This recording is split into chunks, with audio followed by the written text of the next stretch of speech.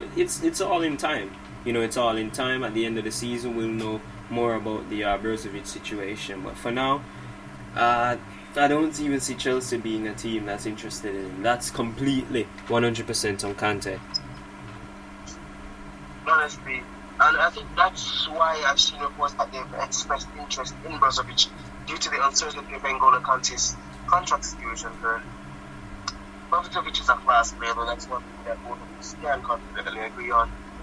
Moving on from another Chelsea reject, and it's a player out on loan by the name of Timo Can't Score a Goal Werner, who's apparently scoring goals in the Bundesliga.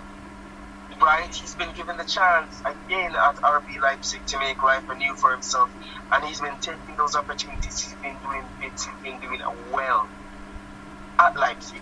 Similarly, Romelu Lukaku is doing well at Inter again. Two strikers who struggle at Chelsea, bought on loan, and are doing bits. Clearly, it's not just a their factor. Clearly, it's a Chelsea factor as well leading up to this. Because Werner, this is about Werner, but both of them are tearing it up currently, right? And Chelsea fans would have us believe that they're worth £5 and a packet of crisps. It's just kind of crazy when you realize it. Do you think that Chelsea waste the talents of the players that they sign? In a short answer, yes. I think you look at players that Chelsea have ruined in the past. You look at Alvaro Morata, you look at Fernando Torres, you look at even the players they have now, Armando Broja, Conor Gallagher. They don't look like the players they were 18 months ago, 2 years ago. They don't look like they're football players anymore. They just look really, really bad. And Chelsea has this tendency to actually ruin young players. Billy Gilmore's gone. Tariq Lamptey, as we all remember, is a product of the Chelsea academy. Omari Forson, who's at United's youth team, is from the Chelsea academy. So is Deshaun Bernard, another youth player. So Chelsea has not been notorious for actually bringing players through, even though they've brought through the likes of Mason Mount, the likes of Reece James. They've not been how may I say, when they get the stars, they don't know how to use them. It's not like when Liverpool, for example, go out, sign a Fabinho, he maintains the form and gets better. United go out, sign Bruno Fernandes, maintains the form, get better, now he's in a dip. Spurs go out, sign Kulusevski, maintains the form. But for Chelsea, it's just, you sign a player, he plays good for 1.5 games, and then he's just not good again. I think there's something that's not right there. It can't be the coaches, because they change coaches about every year. They're averaging a coach every season. So it's got to be something else there. It's got to be some sort of... Maybe the coaches have different physical training. But apart from that, Chelsea have not been notorious. I mean, look at Werner. Werner's gone back in Germany. He's the best thing in Germany right now. Lukaku, he's backing into. He's the king of Milan again. Don't let Zlatan hear you. But you see, it's just Chelsea with a striker, and Aubameyang has gone and wore the number 9, and so far he started okay. But how will he go for the rest of the season? I completely agree with your point of view. How will it progress? We'll just have to wait and see. Give me 1 second, by the way. Yeah, and I just need to say something very, very quickly. Very sad story, actually. Enoch Mwepu of Brighton had to retire today due to a hereditary heart condition. He was 24 years old, Enoch Mwepu. Really, really good midfielder, actually. He played very well against Arsenal, played well against the Big Six. It's very sad Brighton have missed him. It's a small boy from Zambia. I'm going to quickly go through his statement of when he retired, as he said, and I quote, a boy from a small Zambian township called Chambishi, has some news to share. He stood strong to follow his dream of playing football at the highest level, and by the grace of God, he lived his dream by reaching the Premier League. Also, he did go on to say, I would like to take this opportunity to thank everyone that supported me in my footballing journey, including my wife and family, my agent, 12-man, and the Zambian FA, all my previous clubs, teammates, and coaches, and especially everyone at Brighton and Hove Albion. Really, really sad news from Wepu there. Honestly, I hope there's no coming back from that. We're seeing the end of a early career because of something as serious as that, and I hope that he can find a way to push past this and not let it affect him too much. Yeah, that means you won't be able to play football again, but your life is more important than just to kick about on the field, you know? Yeah. Moving on from such sad and sobering news to a man who probably will develop a heart condition on his own. I'm so sorry. Bro, no, that's not funny. Are you serious? I shouldn't have made that joke, but I was referring to Brendan Rodgers. It's just up and down for him. As soon as you think they've a bad result for Leicester City, and honestly, I don't even know if he's doing this on purpose to mess with Leicester fans, but he's just giving them a roller coaster of emotions, and honestly, how much more can Leicester fans take? I don't think they can take anymore, really. To be completely honest, I just want to say first, James Maddison, only Erling Haaland has more goal contributions than him in Europe, in England actually. He's been fantastic, and no one's giving him the credit. I don't know if Southgate's watching. Maybe he's secretly blind. He's been fantastic. He's been great. You can't not look and see that James Maddison has been Leicester. Rodgers, I don't even know how he's still in the job. I mean, he beat Forest 4-0, kept his job. Leicester fans were, oh yes, we're on the up and up.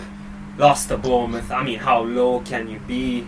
It's just all over the place with them. I mean, it's horrible. You got 75 million for Fofana. You bought a 13 or 15 million pound defender. You decided not to buy a Premier League caliber goalkeeper, or at least a young up-and-coming one that could be one day.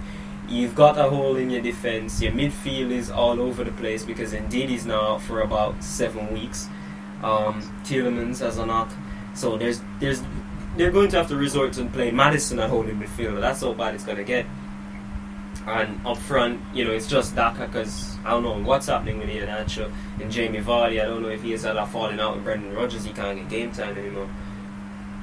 I don't know how Rodgers is still in a job. I was saying Rodgers is going to take over a different Premier League team at this point. You'd be just waiting to take a team over, but for some reason he's still in a job, and I don't think Leicester fans can 100% say they fully back Brendan Rodgers. Okay, I totally understand your point of view. I kind of have to agree. I kind of have to agree still as it relates to that, because Leicester, it's just been an up and down season for them, really. And it honestly depends on whether Shibata Braba decides if he's willing to fight, if he's willing to battle with him any longer, because it's honestly been poor. It's honestly been poor. It's honestly been really, really poor. So moving on from that, and this is a very serious situation, right? Not as much as the Mbwembo one, but this is still very serious. Apparently, right? No concrete evidence yet, but apparently, in the Arsenal versus Liverpool match, which is the issue that I said I was going to speak more on later, and this is it. Jordan Henderson allegedly made a racist claim towards Gabriel, the centre-back from Arsenal. The FA is currently taking statements from players, officials. The referee did speak to both managers during the incident and after it occurred. and he's referred it to the FA. Racism has no room. There's no room for racism in football, right? And if it is true that Jordan Henderson did say that, if it is true that he called Gabriel derogatory terms, if it is true, right, it's not been proven yet, so he's not guilty yet, right? Innocent until proven guilty. Mm-hmm. But if it is true, I think that he should undergo serious punishment by the FA, as well as Liverpool. What are your thoughts on the entire situation, John? Because it's honestly so bizarre. Yeah, and for a player of Jordan Henderson to be united, well, there were videos circulating. I'm not gonna go through and say yes, that's true, but he was saying something to Gabriel. You saw the change in his tone. There was someone trying to decipher it via language, lip reading, to see what was being said. I'm not gonna really go through all of that, but if that actually happened, then Jordan Henderson would need a ban. Possibly they'd ban him for the whole season, seeing as how serious this is. However, seeing as he is possibly one of the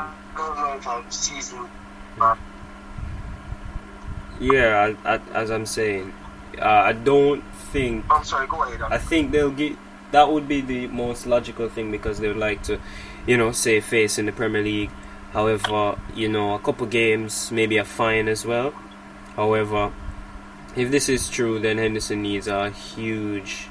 He needs something to, they need to basically make an example out of him. He's captain of Liverpool. He's been knighted by the Queen. He's captained your country, for God's sakes. He's gonna have to get a bit of disciplining if this does prove to be true after the investigations. Honestly, I'd say a season-long ban from the World Cup. IFD fine, or maybe even 2 or 3 season ban. Not being able to represent Liverpool in any sort of competition whatsoever, not being able to transfer, right? Probably a cut in wages would work, because a lot of people might be thinking that I'm being too harsh. No, I don't think so. It's something really serious, right? Mm-hmm. It's something really serious to a lot of people, and honestly, it's just so. I still can't wrap my head around it. Yeah, right? it's like, I'm still in shock and awe about the entire situation. It's just so bizarre, as I've said. So I hope and pray that he didn't actually say that. I hope that it was just a huge misunderstanding on part of everything, but honestly, it's such a crazy situation. It's such a crazy world we live in. Very. And with that being said, I think I'd say I can wrap up this transfer segment. We've gone through all the main points. We've gone through everything that I should go through. And with that being said, that is the GC Sports Transfer Roundup for today. It's been a pleasure to serve as always. It's absolutely amazing. The support that we've been getting is absolutely amazing. Right? Just keep on showing love, keep on showing support, and you can remember to like and subscribe on YouTube at GZ Sports Official. You can follow us on Twitter at GZ_Sports22. You can listen to us where you can get us podcast at GZ Sports. And with that being said, this is Randy Jackson. Wait, what? No. What the hell? This is Randy Savage and Jackson Bryan. Sorry, my brain lag. And that's it for GZ Sports today. So, but yeah, finally, just before we go, static, mark the calendars, December 17th. We'll have more about that, but it's gonna be a fire party. The first static was great in 2021, so this one's gonna be even more epic. We're all gonna be there. More details to follow. We're gonna keep updating it on this and on Twitter as well. We're all gonna be there. You guys can come out if you guys want to as well. Make it even better. Yes, sir. And remember, when in doubt, Messi's the GOAT. And that's how we're gonna leave it this week. Thanks again for listening. I will see you guys next week.